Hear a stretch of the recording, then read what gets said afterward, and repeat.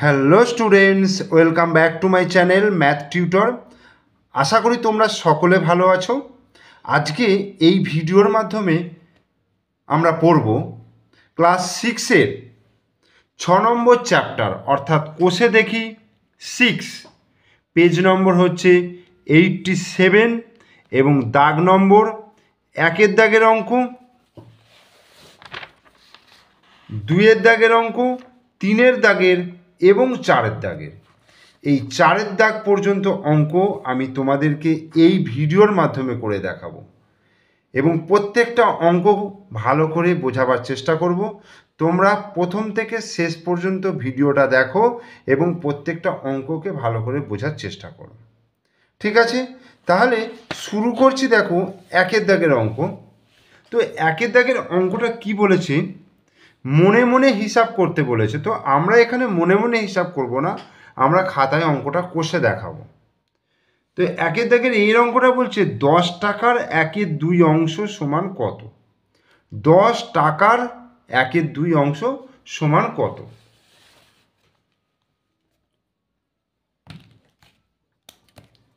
একের দাগের এর অঙ্কটা কি বলেছে? 10 টাকার, দেখো 10 টাকার 1-এর 2 অংশ। তো এটা কিভাবে করব?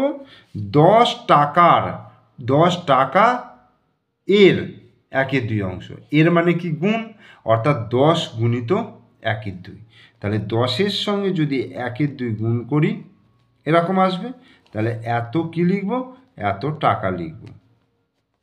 ঠিক আছে, অর্থাৎ 10 টাকার 1-এর 2 অংশ মানে হচ্ছে 10 গুণিত 1-এর 2। তো এটাকে যদি কাটাকুটি করি, দেখো 10কে 2 দিয়ে কাটাকুটি করা যাবে, অর্থাৎ 10কে যদি 2 দিয়ে ভাগ করি তাহলে কত হবে? 2 5-এ 10। কারণ 10টা তো ওপরে রয়েছে, 2টা নিচে রয়েছে, তাহলে 10-এর সঙ্গে 2-এর ভাগের সম্পর্ক। তাহলে 10কে 2 দিয়ে আমি ভাগ করলে কত হবে? 5 হবে। তাহলে 5 গুণিত 1 তাহলে কত হয়ে যাবে? 5 1-কে 5 টাকা।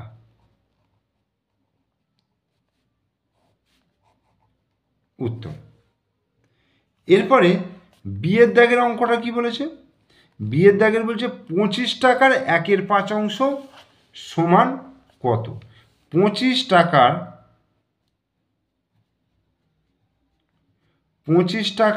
1-এর 5 অংশ।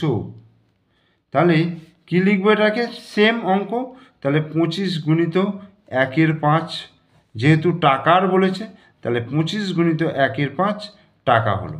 এবার 25কে যদি 5 দিয়ে কাটি তাহলে কত হবে? ভাগ করি, 5 5-এ 25, তাহলে কত হয়ে গেল? 5 1-কে 5, 5 টাকা। অ্যান্সার। এরপরে সি এর অঙ্কটা বলছে, দেখো বলছে কত টাকার 1-এর 3 অংশ সমান 4 টাকা? কত টাকার 1-এর 3 অংশ? কি বলছে? 1-এর 3 অংশ সমান কত বলেছে? 4 টাকা। 1-এর 3 অংশ সমান 4 টাকা বলছে। কত টাকার 1-এর 3 অংশ? তাহলে মোট টাকাটা আমাকে বার করতে হবে। তাহলে মোট টাকা যদি আমি 1 অংশ ধরি তাহলে 1 অংশ সমান কি হবে? 1 অংশ সমান কি হবে? 4 ভাজিত 1-এর 3, অর্থাৎ 4 ভাজিত 1-এর 3 টাকা। এইবার এই ভাগ থাকলে আমি এটাকে গুণ করে নেব, মানে এইবার গুণ করব। এবার ভাগটাকে যখনই গুণ করব এই ভাগের যে পরের যে ভগ্নাংশটা সেটা উল্টে যাবে, অর্থাৎ অনন্য হয়ে যাবে, 3/1 হয়ে যাবে। মানে 1-এর 3 ছিল, ভাগ 1-এর 3 ছিল, তো এটা আমি গুণ চিহ্ন করে এটাকে উল্টে দিলাম, অর্থাৎ 3-এর 1 করলাম। তাহলে 4 আর 3 গুণ করলে কত হচ্ছে? 4 3-এ 12 আর নিচে 1, তার মানেই হচ্ছে 12 টাকা। ঠিক আছে, তাহলে এটাই উত্তর হয়ে গেল। তাহলে উত্তরটা কী হবে? 12 টাকার 1-এর 3 অংশ 4 টাকা। তাহলে আমি উত্তরটা লিখে দেবো, অতএব 12 টাকার 1-এর 3 অংশ, 12 টাকার 1-এর 3 অংশ 4 টাকা। অ্যান্সার। এরপরে ডি এরটা বলছে কত মিনিটের 1-এর 6 অংশ সমান 6 মিনিট। কত মিনিটের 1/6 অংশ, তাহলে 1/6 অংশ সমান 6 মিনিট, এটা বলে দেওয়া আছে। তাহলে আমাকে মোট এক অংশটা বার করতে হবে। তাহলে এক অংশ যখন বার করব তখন এই 6 ভাজিত কী হয়ে যাবে 1/6 এত মিনিট, অর্থাৎ 6 ভাগটাকে যখন আমি গুণ করব তখন এটার অনন্যক হয়ে যাবে, অর্থাৎ উল্টে যাবে 6/1, অর্থাৎ 6 36/1 মানে 36 মিনিট। 36 মিনিট হয়ে গেল। তাহলে উত্তরটা কী লিখব? অতএব 36 মিনিটের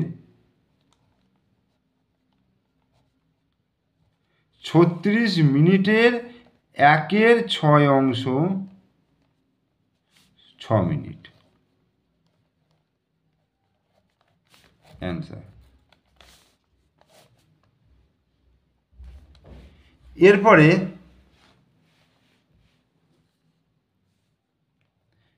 অঙ্কটা বলছে আমি মালার থেকে তার এক ঝুড়ি আমের 1/3 অংশ নিলাম। আমি যদি 7টি আম নিই, মানে আমি যে 1/3 অংশ আম নিচ্ছি সেইটা মানেই হচ্ছে 7টা আম। তাহলে মালার ঝুড়িতে কতগুলো আম ছিল? তাহলে 1/3 অংশ সমান 7টি আম। ঠিক আছে, তাহলে এক অংশ যদি বলি তাহলে কী হবে? 7 ভাজিত 1/3টি আম, তার মানে 7, এই ভাগটাকে যদি গুণ করি তাহলে এটা উল্টে যাবে, 3/1 হয়ে যাবে, অর্থাৎ 3 7 21, আর নিচে 1 মানে সেই 1 দিয়ে ভাগ করলে 21ই হবে, তাহলে 21টি হয়ে যাবে। তাহলে আমি কী লিখব? অতএব মালার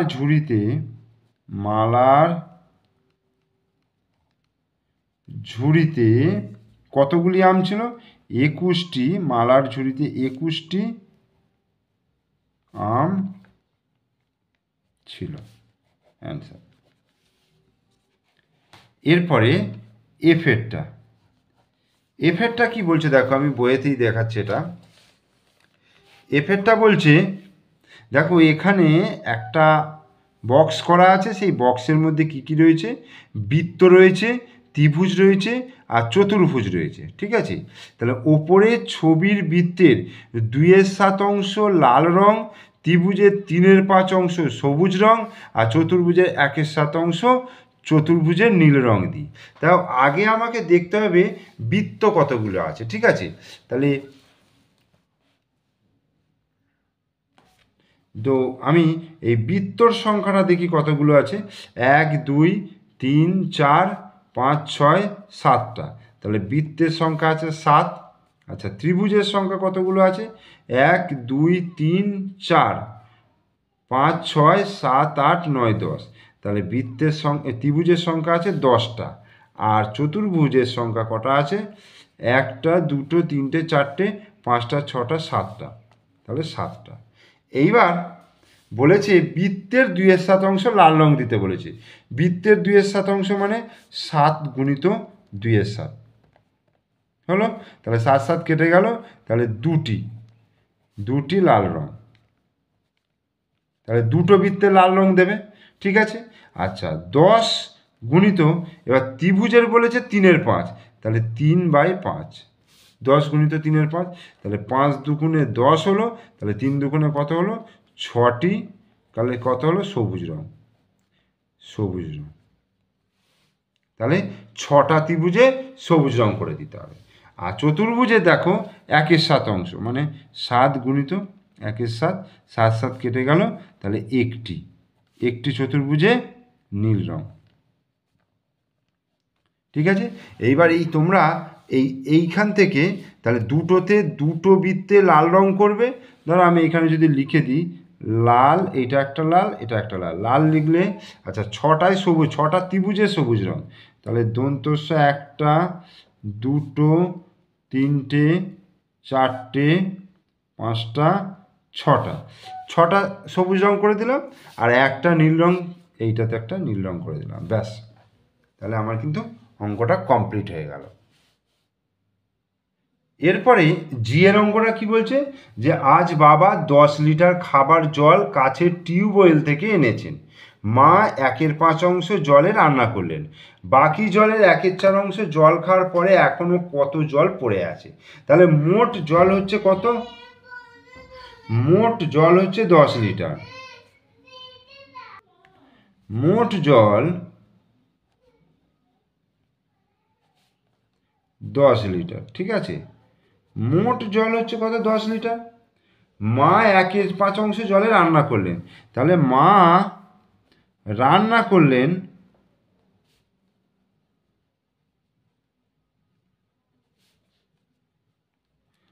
10 গুণিত 1/5, তার মানে 5 দুগুণে 10, অর্থাৎ 2 2 লিটার। তাহলে মা 2 লিটার জলে রান্না করলো, তাহলে বাকি জল কতটা রইল? 10 লিটার ছিল, সেখান থেকে 2 লিটার রান্না হয়ে গেছে, তাহলে 8 লিটার পড়ে রইল, ঠিক আছে, 8 লিটার। এবার এর 1/4 জল খাওয়া হয়েছে, তাহলে জল খাওয়া হয়েছে, জল খাওয়া হয়েছে কত? 8 লিটারের 1/4, এই, তাহলে 4 দুগুণে 8 মানে 2 লিটার। তা 2 লিটার খাওয়ার হয়েছে, তাহলে জল খাওয়ার পর জল পড়ে আছে, এখন জল পড়ে আছে, অর্থাৎ এখনো জল পড়ে আছে, এখনো জল পড়ে আছে। তাহলে কত হবে? 8 ছিল, সেখান থেকে 2 কমে গেল, তাহলে 6 লিটার। তাহলে এটা অ্যান্সার। এইবার চলে আসছি আমি 2-এর দাগের। এখানে মান বার করতে বলেছে। দেখো এখানে কিছু গুণ অঙ্ক দেওয়া আছে, ভগ্নাংশের গুণ। সেই ভগ্নাংশের গুণগুলো আমাকে কিভাবে করতে হবে সেগুলো দেখো। তো 1-এর অঙ্কটা আমি করে দেখাচ্ছি। 3 গুণিত 6/11, 2-এর দাগের 1-এরটা। তো 3 গুণিত 6/11, তো এটা কি হবে? দেখো 3 শুধু আছে মানে এটা একটা পূর্ণ সংখ্যা, তো 3 শুধু আছে মানে এর নিচে 1 আছে। তো এটাকে কি করব? ওপরের লবের সঙ্গে লব গুণ হবে, আর হরের সঙ্গে হর গুণ হবে, অর্থাৎ 3 6 কত হয়ে গেল? 18 হয়ে গেল, আর নিচে 11 হয়ে গেল। এইবার এটাকে যদি আমি পূর্ণ ভাঙি তাহলে কি হবে? দেখো পূর্ণে নিয়ে আসি, তাহলে 11 দিয়ে 18কে ভাগ করব, তাহলে 11 1 11 হলো 7, 7 হয়ে গেল। তাহলে 1 পূর্ণ 7টা ওপরে যাবে, 11টা নিচে আসবে, অর্থাৎ 1 পূর্ণ 7/11। বোঝা গেল? এটা অ্যান্সার। 1 পূর্ণ এটা হলো পূর্ণ হয়ে গেল, 7টা হচ্ছে ওপরে, ভাগশেষটা ওপরে থাকছে, আর যেটা দিয়ে ভাগ করছি সেটা নিচে আসছে, অর্থাৎ 7/11। 2-এর অঙ্কটা 11 গুণিত 2/3, তাহলে কি হবে? 11/1 এটা, তার মানে 11 গুণিত 2 আর নিচে 1 গুণিত 3, অর্থাৎ 11 দুগুণে 22, 3 1 3, এটা হয়ে গেল। এবার 22কে 3 দিয়ে ভাগ করব, 3 7 21 হলো, বিয়োগ করলে 1, তাহলে এখান থেকে আসছে দেখো 7 পূর্ণ 1টা উপরে উঠবে আর 3টা নিচে নামবে, 7 পূর্ণ 1/3, এটা অ্যান্সার।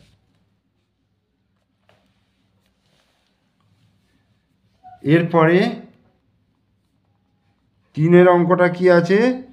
7/3 গুণিত 2 পূর্ণ 3-এর 2,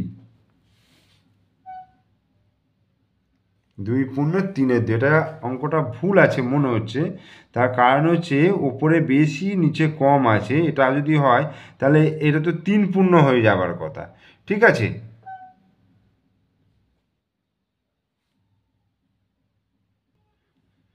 তো যেমন দেওয়া আছে আমি সেরকমই করি।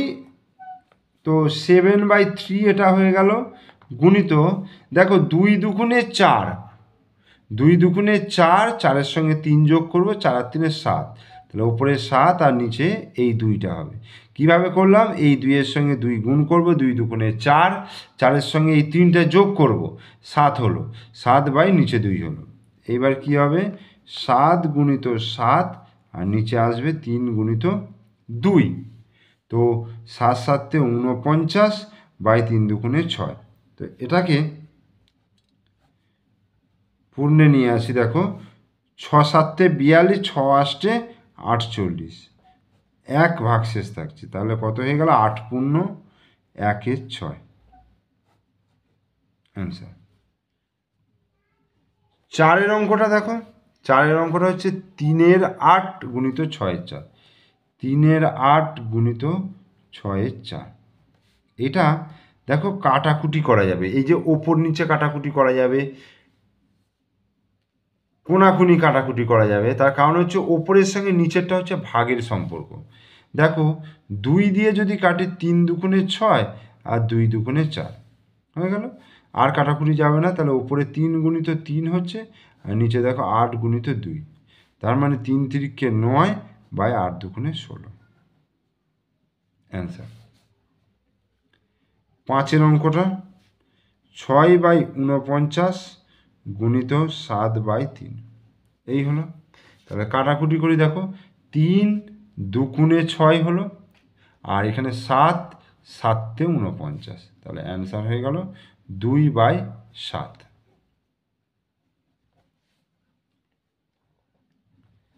6 অঙ্কটা 15 বাই 28 গুণিত 2 পূর্ণ 1 3, 2 পূর্ণ 1 3। তাহলে 15 বাই 28 গুণিত 3 দুগুণে 6 রাখে 7, 7 বাই 3 হয়ে গেল। ঠিক আছে, এইবার কাটাকুটি করবে, দেখো 7 4 4 7 28, আর এটা হচ্ছে 3 5 15, তাহলে কত হয়ে গেল 5 বাই 4। অর্থাৎ এইটাকে যদি আমি ভাঙি 4 1 4 1, তাহলে হয়ে গেল 1 পূর্ণ 1 4 অ্যান্সার। 6 এরপরে 7এরটা দেখো, 7এরটা কি বলছে 4 পূর্ণ 8 বাই 13 গুণিত 7 পূর্ণ 4 বাই 5। প্রথম কি করবে, 4-এর সঙ্গে 13 গুণ করবে, 4 13 52, 52 আর 8-এ কত হয়ে যাচ্ছে 60, 60 বাই 13 গুণিত 7 5 35, 35 36 37 38 39, 39 বাই 5। 13 দিয়ে কাটলে 13 1 13, 3 13 39, আর এটা 5 12 60 12, তাহলে 12কে 3 দিয়ে গুণ করলে কত হবে 3 12 36 অ্যান্সার। আর একটা অঙ্ক রয়েছে 8এরটা, কত রয়েছে 2 পূর্ণ 3 5 গুণিত 6, 2 পূর্ণ 3 5 গুণিত 6।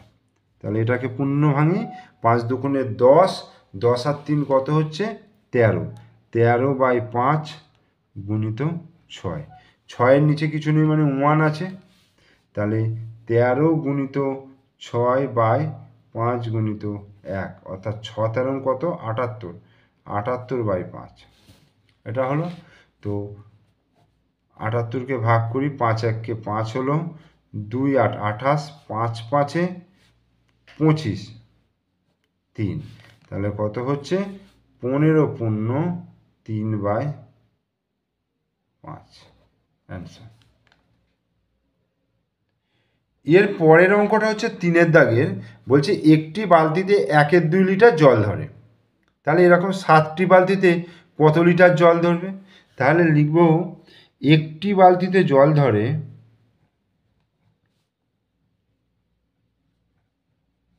বালতিতে জল ধরে কত হাফ লিটার, 1/2 লিটার, তাহলে 7টি বালতিতে জল ধরে, একটি বালতিতে যা জল ধরবে 7টি বালতিতে, তাহলে গুণ হয়ে যাবে, বেশি ধরবে, তাহলে ওপরে কী হয়ে গেল 1 গুণিত 7, নিচে কিছু নেই মানে 1, তাহলে 2 গুণিত 1, অর্থাৎ 7 1 7, 2 1 2।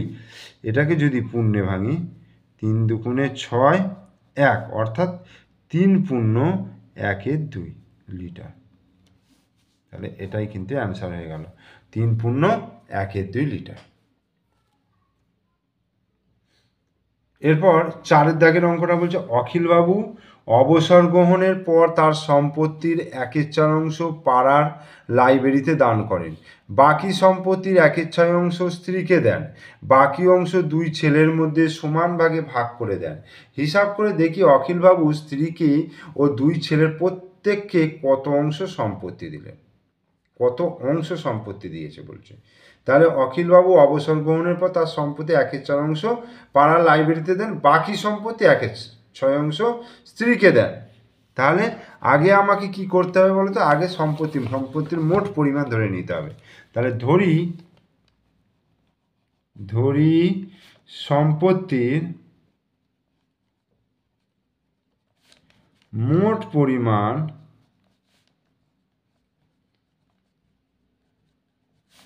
1/। ধরি সম্পত্তির মোট পরিমাণ হচ্ছে 1/। ধরি সম্পত্তির মোট পরিমাণ 1/। তাহলে পাড়ার লাইব্রেরিতে দান করছেন, পাড়ার লাইব্রেরিতে দান করেন 1 মানে মোট সম্পত্তির 1/4। তাহলে 1 গুণিত 1/4, তার মানে 1/4। এবার বাকি সম্পত্তির পরিমাণ,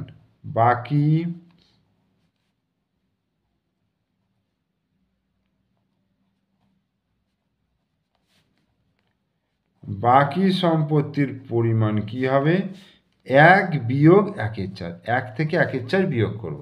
তো দেখো 1-এর নিচে কিছু নেই মানে 1 আছে, তো 1 আর 4-এর লসাগু করলাম 4 হলো, 4কে 1 দিয়ে ভাগ করলে 4, ওই 4 দিয়ে 1কে গুণ করব, 4 1 4 মাইনাস, আবার এই 4কে এই 4 দিয়ে ভাগ করলে 1 আসবে, সেই 1 দিয়ে ওপরটাকে গুণ করবে, 1 1 1। তাহলে 4 থেকে 1 বিয়োগ করলে 3/4 অংশ। তাহলে এই সম্পত্তিটা রয়েছে। বাকি সম্পত্তির বলেছে 1/6 স্ত্রীকে দেন, তাহলে অতএব স্ত্রীকে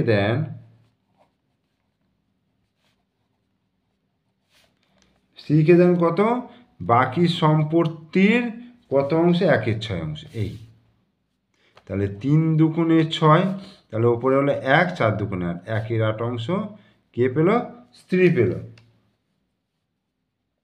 তাহলে এটা একটা অ্যান্সার বেরোলো, স্ত্রী কত পেল। তাহলে বাকি অংশ, তাহলে বাকি সম্পত্তি পরিমাণ মানে স্ত্রীকে দেওয়ার পরে কত, 3/4 ছিল, 3/4 ছিল, সেখান থেকে 1/8 মাইনাস হয়ে যাচ্ছে। তাহলে 4 আর 8-এর লসাগু কত হবে, 4 আর 8-এর লসাগু হবে 8, 4 দুগুণে 8, তাহলে 2 দিয়ে ওপরটাকে গুণ করব, 3 দুগুণে 6 মাইনাস 8কে 8 দিয়ে ভাগ করলে 1, 1 1কে 1, তার মানে 5/8 অংশ। ঠিক আছে, এইবার এই সম্পত্তিটা 2 ছেলের মধ্যে সমান ভাগে ভাগ করে নেয়, মানে ভাজিত 2, অর্থাৎ প্রত্যেক ছেলে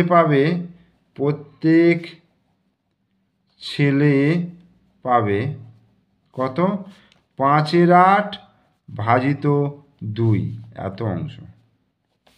তার মানে হচ্ছে 5/8 এই আচ্ছা 2 মানে হচ্ছে 2/1, এই ভাগটাকে যদি গুণ করি তাহলে এটা উল্টে যাবে, 1/2 হয়ে যাবে। ঠিক আছে, তার মানে 5 1কে 5 হলো উপরে, লবের সঙ্গে লবের গুণ আর হরের সঙ্গে হরের গুণ, অর্থাৎ 8 দুগুণে 16 এত অংশ। তাহলে প্রত্যেক ছেলে পাবে 5/16 অংশ। তাহলে স্ত্রী পাচ্ছে 1/8 অংশ, আর 2 ছেলে, প্রত্যেক ছেলে পাচ্ছে 5/16 অংশ। ঠিক আছে, তাহলে আমার কথা মতো আমি 1 থেকে 4 পর্যন্ত করিয়ে দিলাম। তোমরা পুরো ভিডিও দেখো, ভিডিও দেখে অন্তত একটা কমেন্টস করো, আর তোমার যে প্রিয় বন্ধুরা রয়েছে, ক্লাসের যে বন্ধুরা রয়েছে, তাদেরকে শেয়ার করো। ওকে, থ্যাংক ইউ।